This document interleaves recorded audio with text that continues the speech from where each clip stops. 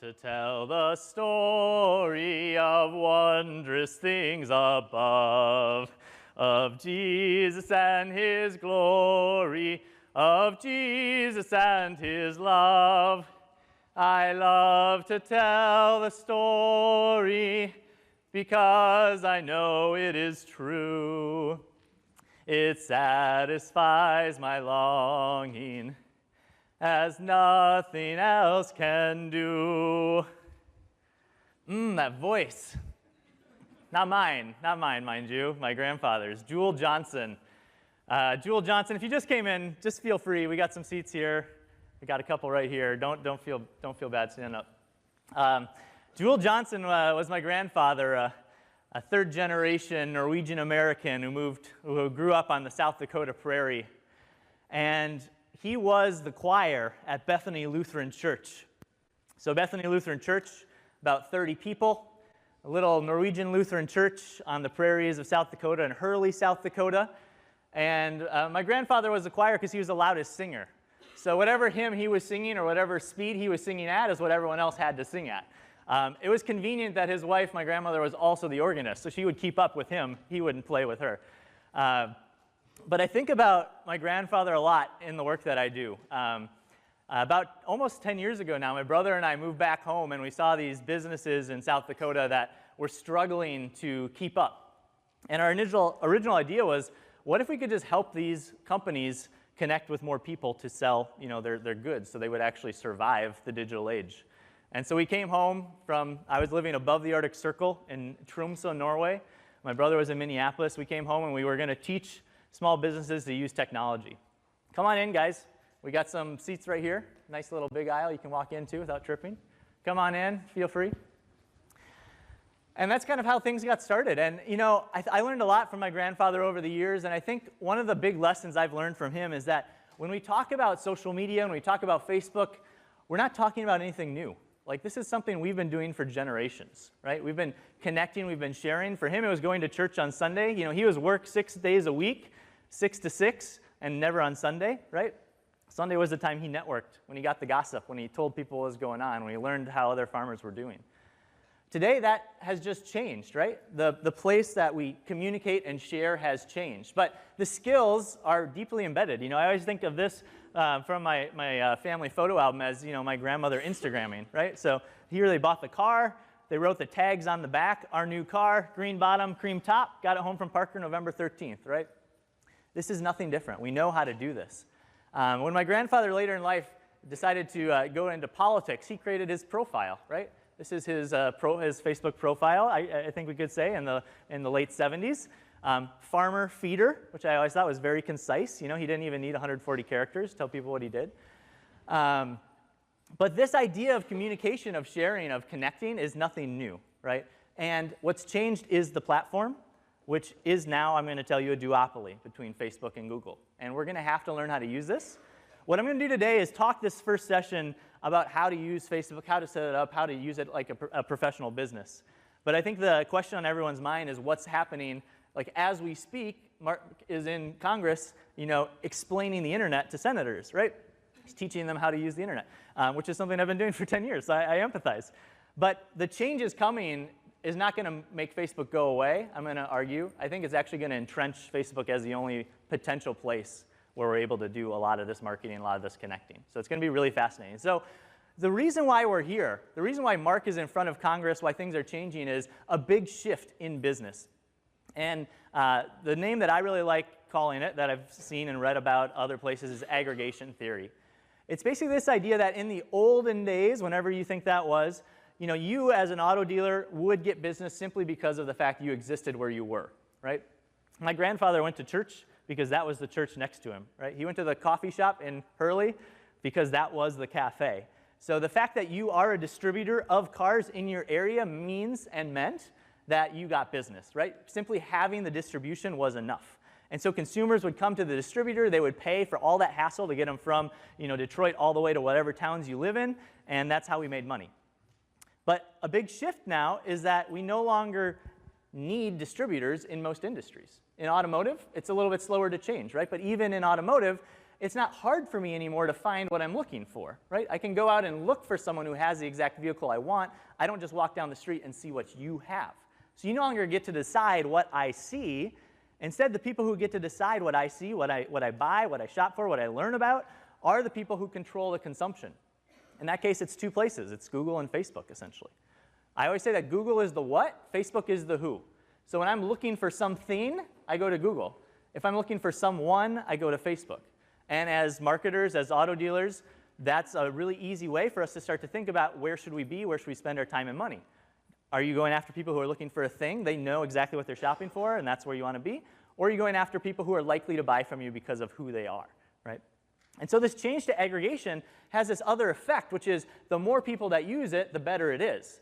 And that's why it's going to be so hard for things to change. And what we're going to dive into in the second session is, sure, we could try to break up a Facebook or a Google or something like this, but the fact is, the more people who use it, the better it is for us as a user, right? The results get better on Google. We find more friends, more photos, more ex-girlfriends popping up on our feeds, right? Like everything's there.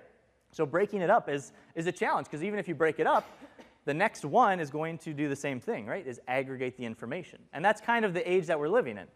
Now, when we talk about Facebook, another reason why there's such a big elephant in the room is because of where people spend their time. They have a monopoly on our attention and our data. So when you look at some of the most popular apps and sites out there, you can see them here. Everything in red is owned by Facebook. So I would argue that the idea of regulating, changing Facebook, that ship probably sailed when we didn't stop them from buying Instagram, right? At the point that they bought Instagram, I think it's kind of game over in terms of controlling the market. And we can market to people in all of these places. We can also get data from all of these places. And getting data from these sites is not third-party data, right? This is actually Facebook's own data. And so when you start hearing Facebook and Mark talk about, let's regulate the data, I'm going to talk about the GDPR in Europe, some changes coming there. The more regulation around collecting data, the harder it will be for someone else to come along, right? Because Facebook already has all of this data. If someone else is trying to start a new social network and now they can't do some of the techniques that Facebook used, it's going to be really hard to create a competitor, right? To put it visually and auditorily, I always like to show this slide. So just by a quick clap, anyone heard me before? Fantastic. All right, so then this shtick will work. So I always like to give, you look very interested, Mark. I appreciate that. Are you a golfer? Are you familiar with the game of golf? OK, so can you show me what a golf clap looks like? Do you know what that is? OK, great. So can everyone here on this side, Mark's side, help him out with a golf clap and just keep it going? All right, everybody, yep, up here too? Yeah, the front splash zone. Yep, keep it going. Yeah, you thought you were in the splash zone. It's actually back here. So keep it going. Now this half, join them with the golf clap. OK, now I'm going to ask you to double that one time. So double it in volume. Yep. Now double it again. Again. Again. One more time. Yeah, perfect. Awesome. That just makes me feel good, first of all, wakes us up. But that's the difference between Facebook and everybody else. The difference between a golf clap and what you guys just ended with is what we're talking about in terms of size and attention. So if you're trying to convince your boss, if you're trying to decide, is this a place I need to be, just listen, right? Don't even go deeper than that. This is how much time we spend on these different sites. Oh my gosh, a lot of time on Google and YouTube, right? Here's how much time we spend on Facebook and Instagram, more than all of those combined. 1 out of every 5 minutes that we're on our phones is spent on Facebook or Instagram. The average American spends 5 hours a day on their phone. So if you don't spend 5 hours a day, think of all the people spending more than 5 hours a day, right? And 1 out of 5 minutes of that is on Facebook and Instagram. So an hour a day, we're on Facebook and Instagram, looking at ads, as well as the information and photos we want to, but also sharing what we like with them. And that's data, again, only Facebook has, right? They're not selling that data like a lot of the senators were asking about. They're selling access to the people based on that data. And that's what we get access to. I want to talk to people who are looking at cars on Instagram because I know they're either a car enthusiast or maybe shopping, right? And that's what Facebook gives us access to. So what this is doing, as I said, is causing a duopoly. And what we're actually seeing is that the amount spent on Facebook and Google, which includes YouTube on the Google side, Instagram on the Facebook side, there's been 103% growth in digital ad spend in the last year. So, We're seeing massive increase in the digital spend side. Every other single digital channel is decreasing. So if you think about it a little bit differently, you could say that just like TV and radio, digital marketing is actually going down if you're not Facebook or Google, right? It's getting harder and harder for those people to survive. And part of the reason is, if you guys are marketers, you can empathize. I don't want to log into 5 places and create ads in 5 different locations, right? It takes a ton of time. It's really hard to measure. If I can just go to Facebook and Google 2 places and I get everything done, like, I'm going to do that, right? And that's the power of aggregation, right? The more things are in one location, it's easier for us. The more we use it, the better the ads get. So Facebook is leveraging this, as are other tech companies like Amazon, to keep more of our attention. So if anybody watched football this year, Amazon actually showed the games, right, on Amazon. If you're a Major League Baseball fan, you can watch the games on Twitter. Facebook launched their own TV station. They also have, of course, Marketplace, which we'll talk more about. It's kind of like the Craigslist or maybe even a little Fiverr of Facebook. But the next time rights come up for sporting events, the big ones come up in 21, 22, and 23, when we talk NFL, basketball, baseball, I would be shocked if it's on ESPN, CBS, ABC, TNT, whatever. It's going to be Amazon, it's going to be Facebook, it's going to be Apple bidding after that. And so when you talk about TV, the reason why people are still there, the reason why it probably makes sense for a lot of dealers to still be there is appointment television, right? What happens when I no longer have to have a TV to go to that, right? If I just go watch it on Facebook. Because the more time I spend on the site, the more they learn about me, nobody else gets that data, the more they can sell better ads, right? So they just want our attention. So it's a completely different business model. You know, on the Amazon side, they know the value of a Prime customer. They're going after subscriptions, not for ad costs like CBS or ABC is. So it's not a fair fight. So that's what's coming down the road, right? This is where everything's headed. We know that increasingly car sales, cars transactions, information, there's a lot of sessions about will people buy cars online or not. I think the bottom line is people want to get information online, and we can give it to them. And in using Facebook and Instagram, we can actually give it to them right in the place where they already are. So instead of asking them to go to a third-party site, search for a vehicle, and then find you, you put the vehicle right in front of them in their feeds, right? So it's just a lot more, it's a lot quicker. Now, Facebook knows, of course, about us. They know what kind of vehicles we drive. They know what our financial situation is. They know what we like, what we do, and because of that, we can target. And so there's 3 types of data on Facebook, and we're going to dive deep into this, especially in the second session. So probably the most important data that you can use on Facebook is actually your own data. Now, the reason I say that is because you're the only one who has it. If I open a car dealership tomorrow, I can market the same way you can using Facebook's data, which is what I like, where I live, who my friends are, you know.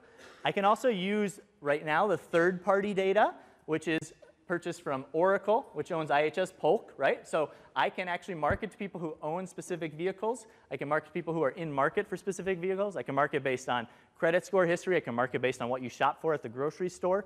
That's all data collected by other people that's added into Facebook to make that data more rich in Facebook, to give more information. Now, the third-party data is what you've been hearing about, and we're going to talk about how that's going to be going away or changing in some fashion. We're still a little skeptical at 9Clouds that it's going to be going away the way that they like to make everyone think it is. It might be a little bit of PR and then a little bit more protection or opt-in is what we're kind of seeing. But what you want to think about is using especially your own data, because that's going to be the most relevant and the data nobody else has. Okay? So we're going to talk about all 3 of those data sites, but that's how we're going to dive in. So when you think about what that means that we can target based on what people do, like, look at on Facebook or Instagram. We can target it on Messenger. We can actually target ads on other sites that people have Facebook ads on. Right now, we can use Polk data, financial data. And if you think about a Facebook pixel, which we'll talk about, which measures web traffic, that's all sending data back to Facebook as well. So if you have a Facebook pixel on your site, Facebook knows that I've been going to that site. So they're not even limited to the data on Facebook, right? They're collecting data from across the web. So who has data on what we're looking at across the web besides Facebook? It's Google, right? So again, we're at this duopoly of I'm on Automobile Magazine. Facebook knows I'm on Automobile Magazine, so now they know I'm going to opt in to potentially shopping for cars, right? Nobody else has that data except for Google. So those 2 are really the places where we're going to access relevant data. So we're going to talk about partner categories more in the second session. If for some reason you can't make it, we're going to do a webinar also later this week or next week about it. And I'm going to talk about a lot of links now moving forward. This is an advanced session, so I want to go quick through kind of the setup stuff. But if you get stuck or if you want to learn more, we have everything I'm going to talk about at /DD24 for Digital Dealer 24, including a live video series that walks through the setup. Because the setup part, I would say, is the biggest problem we face as an agency when we work with someone, is it's either set up wrong, someone who has access isn't there anymore, pages are disconnected, right, and things get messy. So you want to make sure that part's right, because as Facebook changes our access to data, it's going to be even more important that we can do some of the advanced things that I'm going to talk about. So we're going to dive into that now. So check out DD24. So let's talk about getting set up on Facebook, and then we're going to dive into strategies, and I'm going to end by giving you actual recipes of ads and sales funnels that you guys can take and run with, okay? And then we'll do questions, and then we'll go from there. So first thing, let's do, again, round of applause. Let's do like a 3-level applause. Who here has a business manager? Yeah. You don't have one? You got a business manager? And you know how to golf clap, so you should have clapped. There you go. All right. So business manager, you need to have it. The reason why you want it is because you can manage users. You can have partners like an agency come into it. You can do all the cool things like pixels and retargeting and all the pieces that are going to make you succeed. Now, who has a pixel? Give me a round of applause. All right, good, pixel. So as I said, the pixel tracks what people do on your website. So you can market to them on Facebook based on their activity. So if someone looks at a used car, they get a used car ad. If someone fills out a form, they don't get an ad, right? So you can do it positively or negatively. You can do it based on pages, time on site, a lot of different features. Now, how about who's used offline events? Oh, good job in the back. Do you guys need a chair? Anyone in the back want a chair? I'll make it happen. Just raise your hand real quick. Yeah? I got one here. Nobody? All right, if you do, just let me know. OK, offline events, probably the most powerful feature on Facebook, the one that is used the least. Offline events tell you if someone bought a car in the store and were influenced by a Facebook ad. So what you do with an offline event, you import your CRM sales data, anything that has a sale date or a delivered date, whatever it's called in your CRM. You upload that to Facebook. Facebook matches the email or phone number in your CRM with the people who saw the ads. If somebody clicked an ad and purchased within 28 days, they consider that a conversion. If someone saw an ad and purchased within 7 days, they consider that a conversion, right? So pretty conservative, actually, in terms of time frame. But that's a great way for you as marketers or as dealers to see which campaigns, which ads are actually working, are driving offline sales, right? They don't have to go from Facebook to buy because no one does that, right? It's influencing. How about Facebook catalog? Who has a catalog? Don't be shy. Not in the back. All right, right here. Yeah. Facebook catalog we're going to talk about. I think this is the #1 feature you need to implement in the coming months as Facebook takes away the partner data. The reason is this puts your inventory on Facebook. It shows vehicles in real time. So if you sell a vehicle, it's removed from the ad. If you get a new one in your inventory, it shows up in the ad. So as marketers, you have less to manage. It stays up to date. The other huge thing about this is as people click to specific inventory, then we can start to target them with that type of inventory for future ads. So in the past, we've used Facebook to say, hey, show me all the SUV buyers. That might be going away. That's what they're saying, is that it's going to go away. But you can get that same data by showing your inventory. If they click on an SUV, now you know they're in market for an SUV. The beauty of that is no one else has that, right? So not only can you market on it, but no one else probably in your market is going to know how to use that. So that's kind of the basics on getting set up. Again, if I went too fast or if you need the how-to TikTok, you can go to /DD24 to dig in.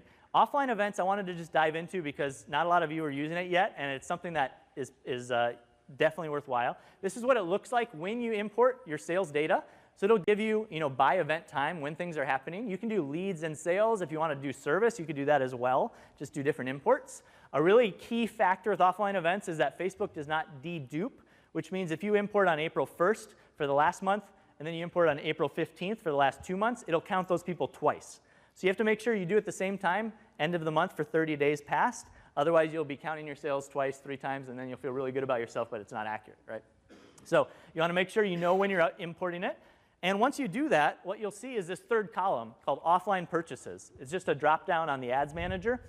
And it'll show you by campaign, ad set, and ad, with what's converting, right? So in this one, we had a brand promise ad. 9 people purchased it. Now, pro tip, you can actually import the value of that sale. So if you guys have how much the vehicle cost, import that in Facebook too. And the benefit of that is now you can actually figure out which specific customer it is. Because if you think, Facebook's not going to tell you the name. It's all anonymized. When you upload your data to Facebook, they use what's called a hash ID. Essentially, all the text is changed to numbers, and then the numbers are encrypted. So even if someone did hack Facebook, which Mark said no one has, they would just get a bunch of numbers. So no one's going to access your customer data. It's more safe on Facebook than the Excel sheet on your computer, for sure. Probably safer than your CRM, even. But what that'll do when you upload the value is I can dive in and say, hey, someone bought a car on this day for $22,378. If I really wanted to, I could go in my CRM and see which customer did that. So you can actually track back if you want to do a little bit of sleuth work, right? So this will tell you as a marketer what's working, what to do more of, where to spend your time. It'll also tell you the cost per sale, cost per lead, so you can make some ROI decisions and decide if Facebook's right. So the biggest questions we get about Facebook then are, how much should we spend? What should we be doing?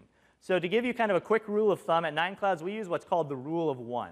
We think that you need to spend 1/3 of your digital ad spend on Facebook. So if you're spending $3,000 right now on Google and nothing on Facebook, do $2,000 or $3,000 on Google, $1,000 on Facebook, right? The reason is Google costs a little more. Like I said, that's the what. So if someone's searching on Google, they're searching for an F-150 with this trim, right? So they know what they want. If you get in front of them, they're going to be more likely to buy. Facebook, we're getting people who are starting to shop, so it takes a little longer, but the cost is about 1/4. So on Facebook, we expect about $1 per click right now. On Google, as you guys probably know, it can range from 3 to 5 to 6 to a lot more, depending on your market, right? So it's going to be cheaper, which is why we just say, as a good starting point, if you have no idea what to do on Facebook, look at what you're spending on Google, take 1/3 of it, try it on Facebook. You'll get more traffic because the cost is lower, actually, and then you'll just want to watch conversions. The second part of the rule of 1 is how much to spend. We recommend starting with $1 a day for every 1,000 people in an audience. So that means that if you're trying to target everyone in your town and there's 50,000 people in your town, if you spent $50 a day, so $1,500 a month, you would get in front of all of them 1 or 2 times, right? If you want to get in front of them 2 to 3 times, which is kind of where we see the magic number of frequency, you would just spend $2 a day, so just double it. Now, what this does is a couple things. First, it lets you kind of estimate how much is it going to cost me to get in front of likely Toyota buyers within 10 miles of my store. You can just pull that number on Facebook for free, see how big it is, and then estimate your budget. But it also will force you as marketers and dealers to make more targeted audiences, right? If you're running an ad to everyone in town, it's going to be a really big number because there's a lot of people in your town. But if you're only targeting people who bought a vehicle from you in the last 6 months and don't have a service date, that might be hundreds, right? So you could maybe spend $30 a month, get in front of everyone who's bought a car and hasn't serviced, and tell them to come get a service. Like, why wouldn't you do that, right? Like, if it costs you less than the postage to send, a reminder, like, why not try that? And so that's a good way to kind of estimate. Lastly, if you're going to run any campaign on Facebook, if you're going to run one campaign, make it an inventory campaign. Show cars to people who are going to buy cars. That has the biggest return for you. It's the quickest path to purchase because you're not convincing them who you are or why they should buy. They're already in the market. You're just showing them, here are the trucks we have. You're shopping for a truck. If we have something you want, you can get it from us, right? So it's the fast shortcut way to show in-market buyers inventory. So this is what those ads look like. This is called a canvas ad, collection ad. You have a banner or a video up here, and then you can show your inventory down here. If I click the More button, it pulls up my inventory right on Facebook, and I can browse those vehicles on Facebook. We're seeing about 25 to 30 seconds spent looking at vehicles on Facebook off of these ads, which is a lot, right, when you think about engagement. And you can group these by any category you want. So if you only want to show SUVs, you only want to show trucks, you only want to show CPO, you only want to show things that are priced under $20,000, you only want to show the red ones. You can group it however you want.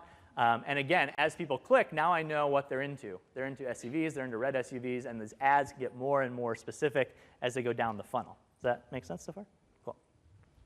So I'm going to play some videos so you guys can see it in action as I kind of talk. And of course, I'll pause for questions so you can ask. Now, on the backside of the Business Manager, we have 3 areas. There's campaigns, ad sets, and ads.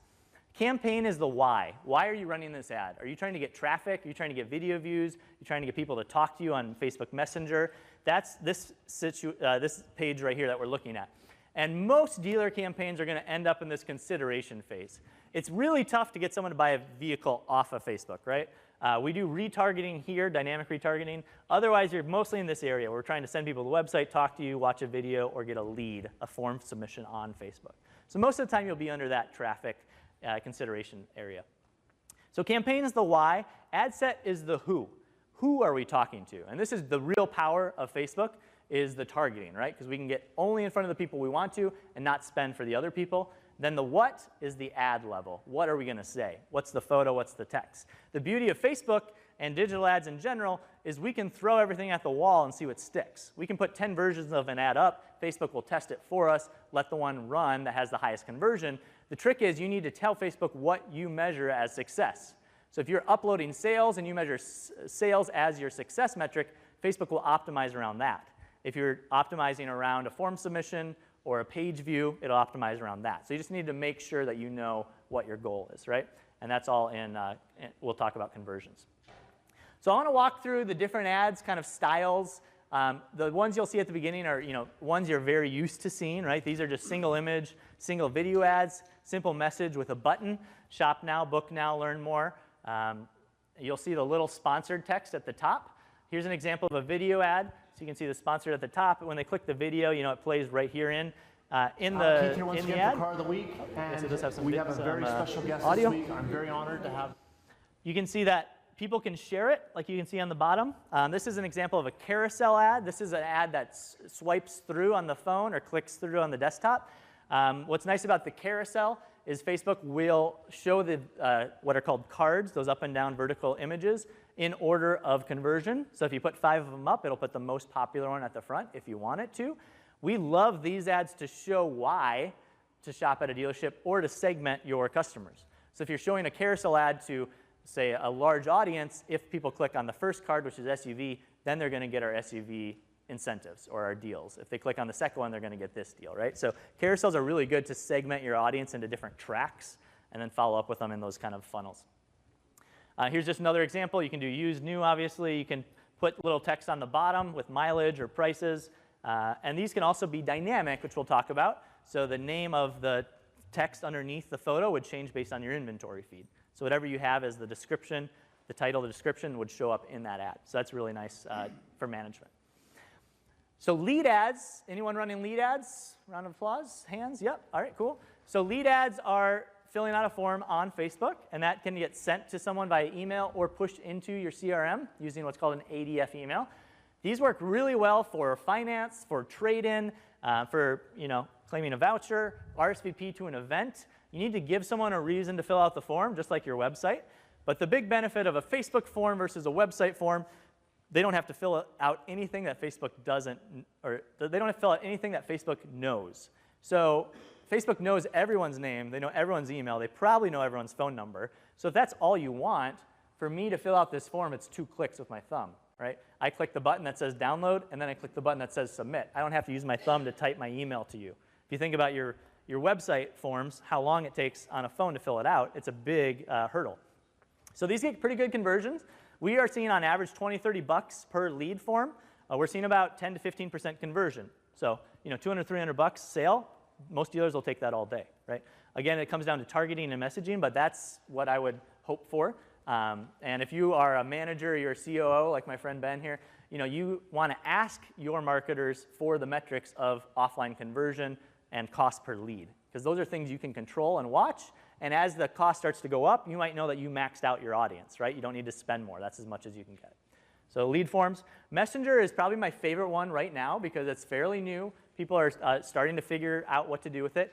On a Messenger ad, we run an ad and it says send message. When they click it, it pushes them to Facebook Messenger, which is kind of like texting. Now you can give people a one-click answer. So you can see here on the bottom, I'd like to learn more. I'd like to apply for financing. And so it gives the user a really quick way to start a conversation with your team. Now what we found with Messenger is very few people do it, and the people who do it are very high quality. So we ran a campaign just 6 months ago on Silverados, just for 7 days, trying to get rid of a bunch of Silverados. We had 15 form submissions, and we had 4 Messenger conversations. 3 of the 4 Messenger conversations bought the truck, and 4 of the 15 bought from the lead conversion. So higher conversion, lower number, people on Messenger know what they want. These are the people who walk into your store and know more about the vehicle than the salesperson, right? So you got to make sure if you're outsourcing this, which a lot of people do to chat providers, that they're going to be able to give a decent answer. And you can go back and look at those conversations to make sure that it's matching your brand standards and answering the questions. If you have it in-house, you just have someone download the Facebook Pages app. It'll buzz on their phone, just like a text message, and then they would start the conversation on their phone. So they don't have to sit at their computer and wait for a message, but it's a great way to get a conversation going. Now, the inventory collection ads we talked about, again, like those are showing different inventory, and you can browse through them right on Facebook. Now, the inventory ads can also have video, as I mentioned. So here's an example from Canada, Sherwood Ford, where they have video on the top. And then as you scroll down, it has all the inventory. And this is our buddy Gus. So if I click any of those vehicles, it'll take me right to that vehicle on your site. Right? Now, one of the tricks then with the video or the photo is you know that underneath that is the More button. So you can think about your video or photo content. How do you draw attention to that? So the video can simply say, click below to see our inventory of trucks, right? These can be super short videos. They don't need to be professionally done. They can be quick and dirty, 15, 10 seconds things, just to get people's attention, because very few people are doing it. It stands out right now. So lastly, at sort of the bottom of the funnel is dynamic retargeting. And this looks like a normal ad, but every one of these vehicles is pulled off of someone's activity. So they looked at these specific trims, these specific VIN numbers on my website, and then those show up on their Facebook or Instagram feed. So one of the big things with retargeting is, I would say like normal retargeting, you build the ad first, and you say anyone who goes to the new car page gets this ad, right? But that ad is not what they looked at. It's not the car, it's not the mileage or the color. So dynamic retargeting basically is what you get from Amazon, right? Where you see the exact thing you looked at. If that thing sells, then the ad shuts off. So that's a good way to increase conversion on retargeting. Also a good way to not spend a lot of time building the ads, because they're all generated dynamically instead of you having to create them. So we'll talk a little bit more about that. So in the ads manager, I'm going to skip the ad set, because that's kind of the deeper dive. So we're down here on the what. This is where we choose what kind of ad we're going to do. So all those things I just showed you are going to be there. If you want to do a messenger campaign, you'll be able to choose that under the what section. If you're going to do a lead campaign, you need to choose that on the why section. But here we're going to decide, do we want a canvas where we show our inventory with the more button? Do we want a single video, a single image? And you can pull images from your page, from your Instagram page. You can upload images. So I'm just going to build a really quick and dirty one here. You're going to choose your page here. And then as you type in the text, you'll be able to see that ad on the side. So if you guys have built ads in Business Manager, you're familiar with this. One of the tricks, you can send a preview link. So if you're trying to get things approved as an agency, as a marketer with someone in your company, grab the link there, share it with them so they can see what it looks like in Facebook for real.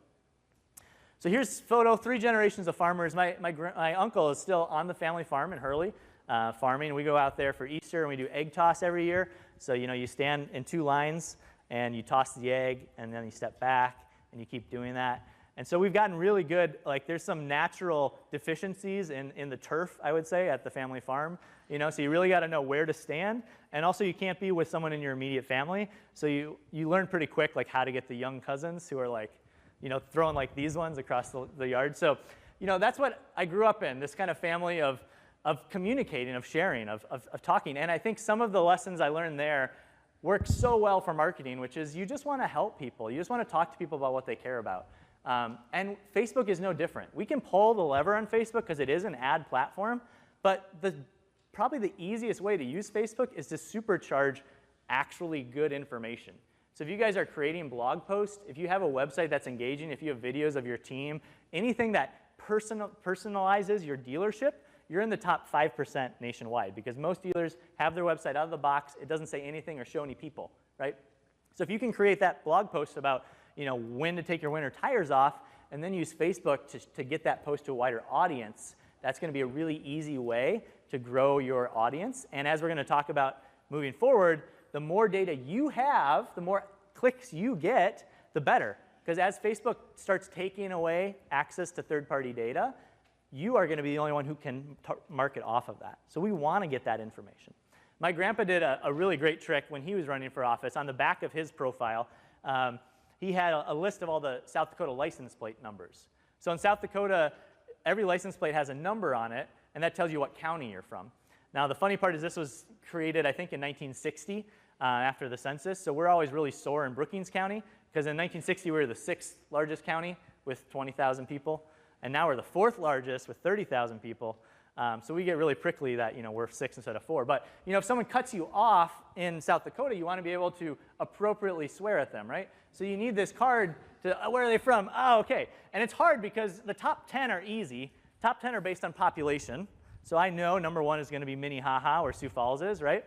But when I get like a 43, and I'm like, oh my God, Lake County, I don't even know where that is. Like, I need that card, right? So that's what we got to think about with our content is how do we give people information that they're actually going to want to go back and read and use before they purchase, right? It's not just like buy from me, but it's like here's 3 things to think about before you buy. And that stuff works really well on Facebook. So I want to use this little interlude to talk about organic Facebook, organic Instagram. I'm talking all exclusively right now about ads. Organic Facebook is dead. You've maybe heard this. Less than 1% of people who like your page will see what you say. And so we used to offer organic social as a service. We don't even do it because it doesn't work. What does work is at the store talking about community involvement and your people. And think about organic social first and foremost as HR. If you want to hire someone, I'm going to go check out your Facebook page and see if that's actually a place I want to spend any time. Secondly, if you want something to actually break out of that 1% limit, it needs to be shared by people, not by businesses. And the way to get people to share something is to talk about people, right? So we want to think about if you do like Employee of the Week, they're probably going to share that, their mom's probably going to share that, and now you're outside of the business limitations, you might get some engagement, right? So if you're doing organic social, think about how you just personify your business. We're recommending just twice a week now on Facebook because there's just so little reach, and instead spend your time and money on the ad side. Instagram is a little bit different because there's less noise on Instagram, but most dealers are really bad at taking cool photos, which is what you need to do to stand out on Instagram. If you're a luxury dealer, you have an advantage. I was just in Austin yesterday on my way here talking to Charity Motorsports. They have this really cool business model where they sell high-end sports cars. All the profits go to charity. And so they put up these super sexy cars on Instagram. They get shared around, and then they can use that data to target off and get people who are going to buy. So that stuff works. But if you're not a super sexy luxury car, if you're a Toyota dealer, right, like you need to talk about what's interesting to people, and that's going to be people, right? We're talking about the farm, We're talking about that Bethany Lutheran Church. So, all right, lights up. So let's talk now about who. So let's talk about how we target off in the ad set level. Like I said, I think this is the most powerful section of Facebook and maybe one that you guys are not utilizing. It's totally fine. Don't worry about it. We're good. No, it's fine. So but most of you are going to, anyone want the lights back down? I can turn them down. We're good? Okay, we can. Okay, cool. So most of you need to use geographic targeting. I don't really know what I'm doing, but well, let's try scene 3. Oh. Is that better? Try that one. No. We lighting? Is that okay? Cool. So most of you will need to do geographic targeting because you are a distributor still, right? You're only selling in your market. That might be decreed from Toyota. That might be just the reality, right? Now, on geography, we can do both positive and negative geography. So if I'm in Lawrence, Kansas, I don't want to spend money in Kansas City because I know that nobody is going to drive from the metro area to the more rural area, right? So I actually do a negative radius around Kansas City, and then I do a positive everywhere else. So my ad doesn't show up in Kansas City. It does show up in Lawrence. Now, we can take this idea to the extreme and think about how do we target around a competitor, right? So I can do a 1 mile radius or 1 mile kilometer, smaller, little metric lesson, a little smaller, around a competitor and show up. So if you're trying to get service back from Midas, like we can target them, right? But 1 mile is pretty big. If you're doing a 1 mile radius around Midas, you're going to get a lot of people who aren't actually at Midas or not at your competitor's store. So we want to use negative radius to shrink that, right? So you put the pin around your competitor's store, and then what you do is you make 4 negative circles on all 4 sides of it, right? So you're basically shrinking that pin to a specific location. So I can target the Orange County Convention Center. Anyone here can see the ad for 9 Clouds, but I'm not wasting clicks somewhere else. And if you remember our rule, $1 for every 1,000 people, if you think about targeting people driving through or at the store of a competitor, maybe that's 1,000 people in a month. Maybe that's $30 for you to get in front of them. What we see working there is a messenger campaign, because if they're shopping, you need to get in front of them and talk to them right away. Simple messenger campaign that says, hey, are you looking for a vehicle? Give us a chance before you buy. Click here to talk to Scott to see what our price is, right? Because ultimately, all they want to do is know if there's a better deal somewhere. You guys have seen people in your stores whip out their phones and check on Google, check on AutoTrade or whatever if there's a better price. And so that ad gets you in front of them before they make a decision. Now, we can target based on people living somewhere, people traveling somewhere, people recently in that location. So if there's a tent sale going on, if there's a high school football game, if there's an MLS game, why pay millions of dollars to be on the scoreboard when you can be on everyone's phones at the game, right? So I can put a pin at the stadium, put negative radii around the stadium, and only show that for 4 hours on Sunday from noon to 4, right? Now I'm in the NFL stadium on everyone's phones, and if it's NFL, like, there's more time not watching the game than actually watching the game, right? So we can do people recently in this location. This is the Minnesota Vikings Stadium in Minneapolis. We can do drop pin, and I'm just going to drop a pin on all 4 sides of this, make it negative so it's nice and tight. Show that ad. Are you going to get some that are maybe outside the stadium? Sure, right? But whatever. If it costs $1 for every 1,000, you can miss a lot of times and not spend very much money. The way that it works, when I take out my phone, if GPS is enabled, which it almost always is, it tells Facebook where I am. When I take my phone out and the GPS is in a new location, I'm now opted out of that audience. So it'll be a pretty small time frame. You're not going to be able to track them for weeks after that, but you can if they click, right? So instead of thinking about how do I get my ad in front of people at the stadium, maybe the question is, how do I get something really clickable in front of those people so that the next week, 2 weeks, month, I keep following them, right? So that's something to think about. So you can do all of that here under locations, and this is power that's not going to go away. You can add in cities. You can do it by zip code, DMA, all that kind of fun stuff. Now, we can layer on top of geography, because most of you are not going to want to market to everyone in a specific location. So we need to target off of Facebook's data. So Facebook's data gives us the who.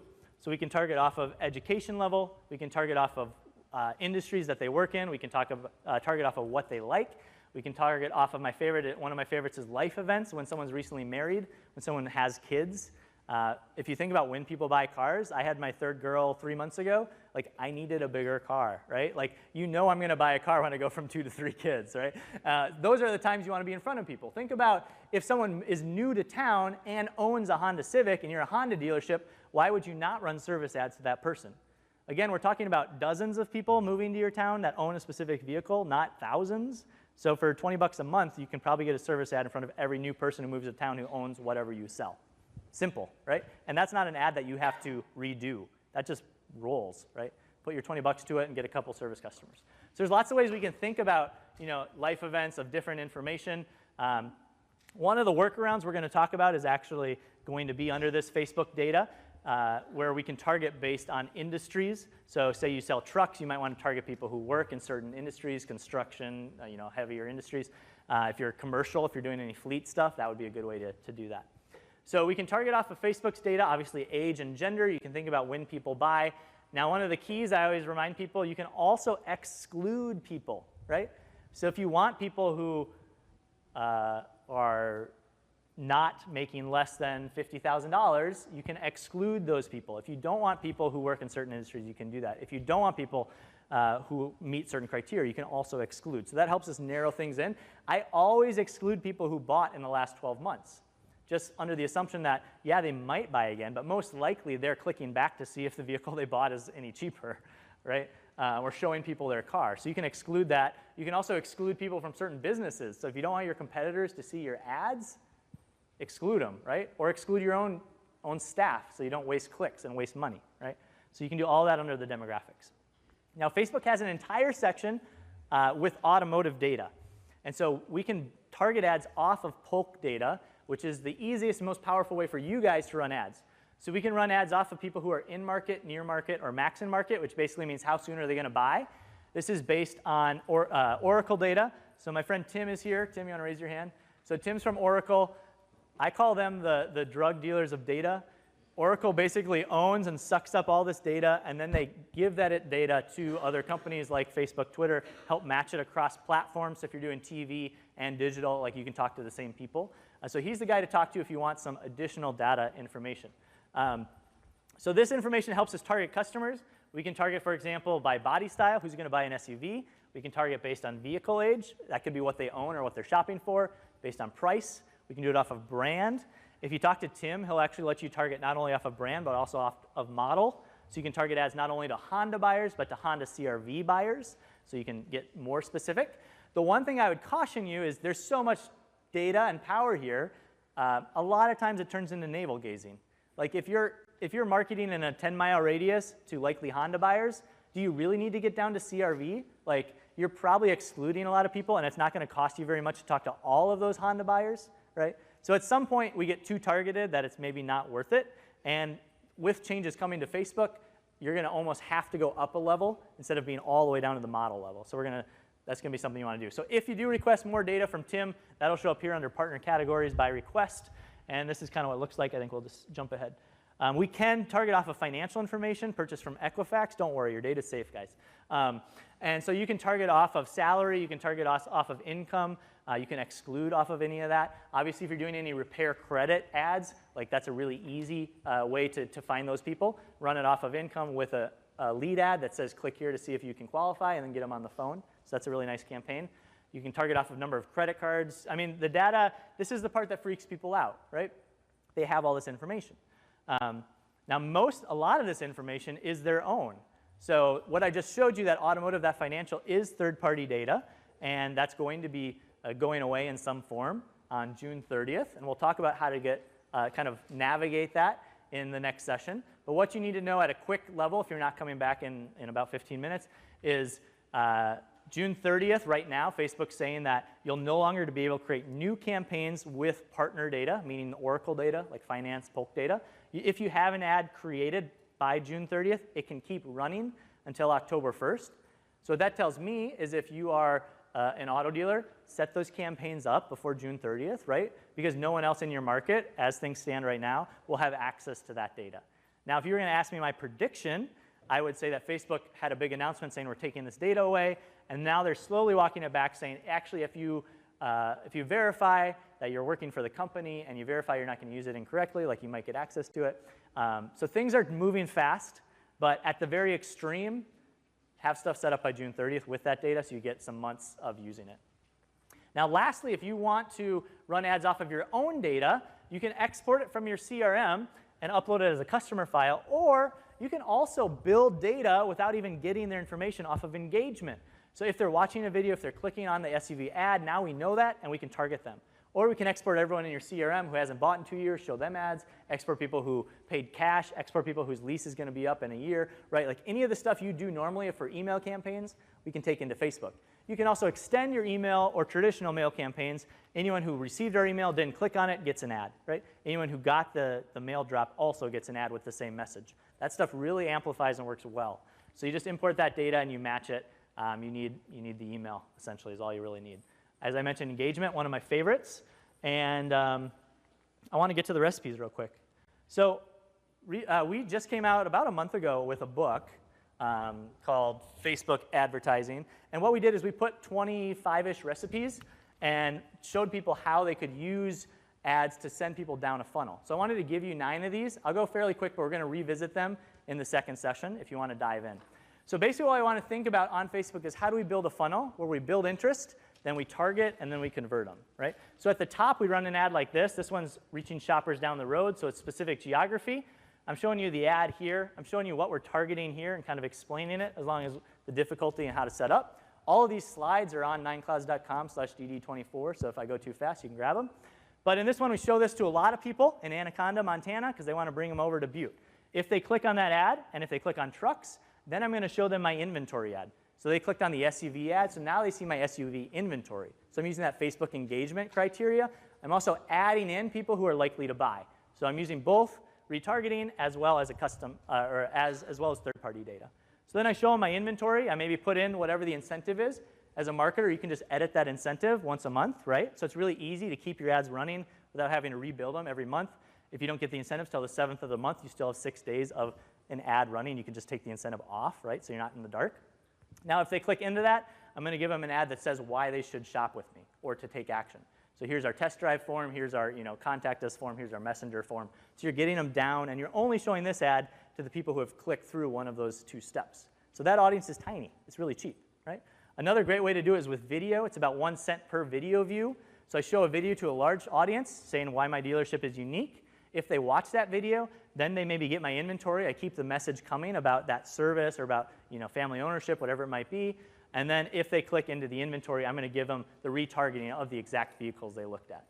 And a third example, using that education piece, I educate people about one of my vehicles, show all the features in a specific vehicle, and then if they click into it, I give them the option I keep following them around with why they should shop for that vehicle. So we have kind of top, middle, and then bottom of the funnel where, hey, you're shopping for this, why don't you trade in your vehicle? So start thinking about your ads in sort of a funnel format because it makes things cheaper. At the top, you can run the cheap video ads. If they watch that, then you show them the more expensive lead form ads, right? And you get better conversion. So as I mentioned, we have all the resources up online, including the video series that's free and how to do that. Most important is that you guys have these skills. You guys know how to talk to people. It's just figuring out the format and where to put it. And the trend I'm seeing is getting more dynamic, so you spend less time building ads over and over, and instead more strategic towards building funnels. So what I'm going to do is we have about, we're going to come back here in, I think, 10 minutes. And what we're going to do is dive into what's changing now with the removal of partner data and strategies to help you guys counteract that. Also on that DD24 page, there's a link to book a meeting with me. So if you guys want to meet sometime today and you don't get time between sessions or afterwards, just go there and sign up, and I'll meet with you somewhere so we can talk more one-on-one. So I'll hang around here. Otherwise, in 10 minutes, we'll start up again. You guys go take a break, and we'll see you in a little bit. Thanks so much.